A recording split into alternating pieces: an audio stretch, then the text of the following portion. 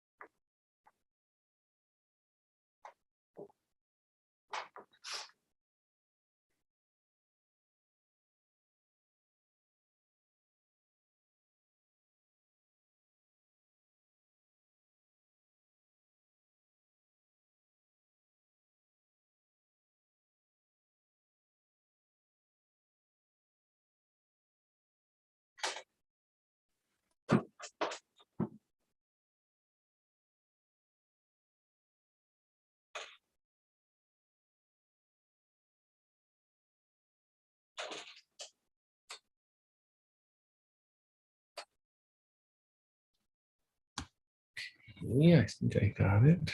Okay.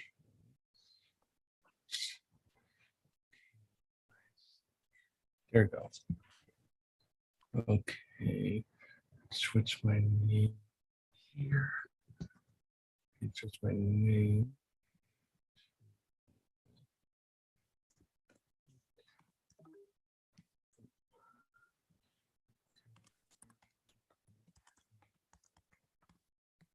Okay. I'm good.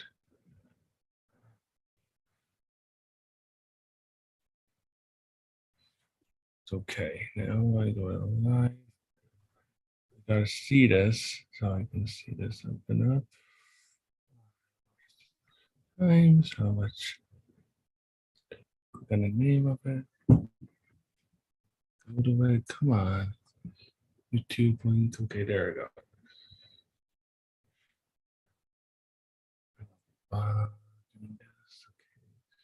Got it.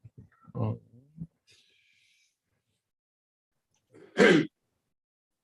Okay, I'm not trying to. Okay, there we go. Let's get started soon. Is okay. I think we are all set. You know what? I'll just do it on my phone. Look at the end of my phone.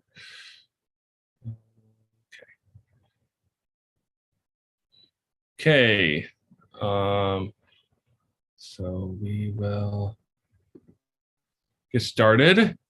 And I'll start off by saying it's okay. Okay. All right. Yeah, let's get started. So hi. Oh, okay. Let me make sure. Really choppy. Hi everyone. This is DJ Jammin' Joe Damiano. I'm here with Allen. And I'm probably gonna butcher your name. How do you say your last name? Danziger. Okay. So Just go with Chainsaw Jerry. That's fine. yeah, we're here with the person that played Jerry on Texas Chainsaw Massacre. Hopefully a lot of you guys can join us. And I'll be looking at your comments from my phone.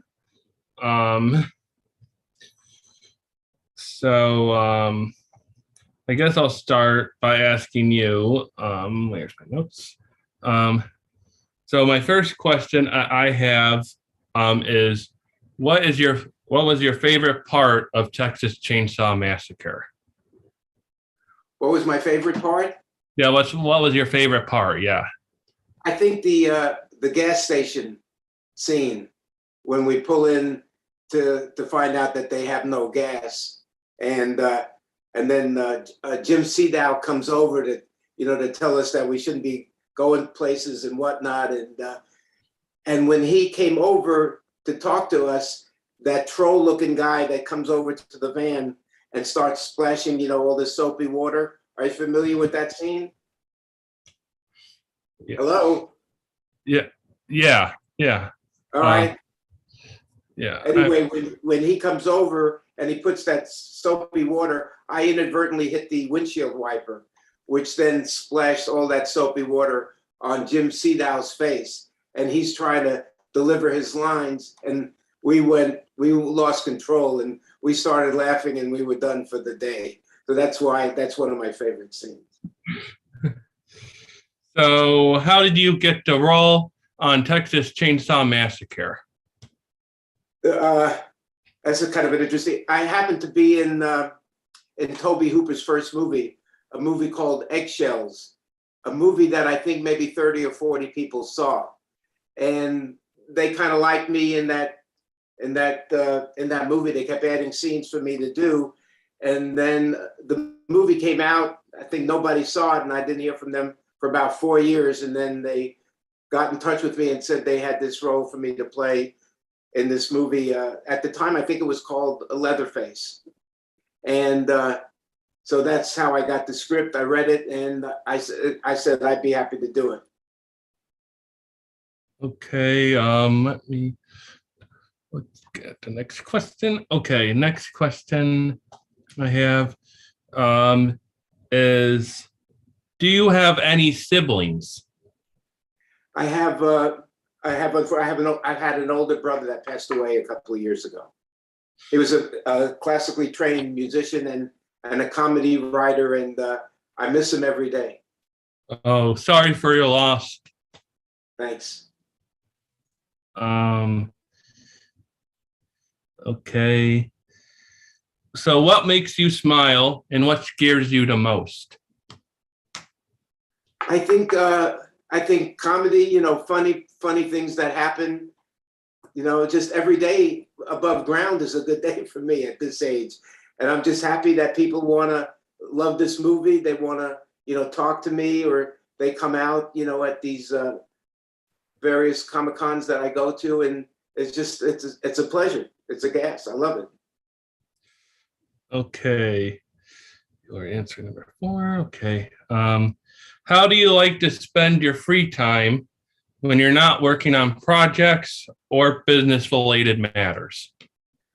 I guess just visiting with friends, and I like to walk. I like to cook. I like to listen to all kinds of music, and just living la vida loca.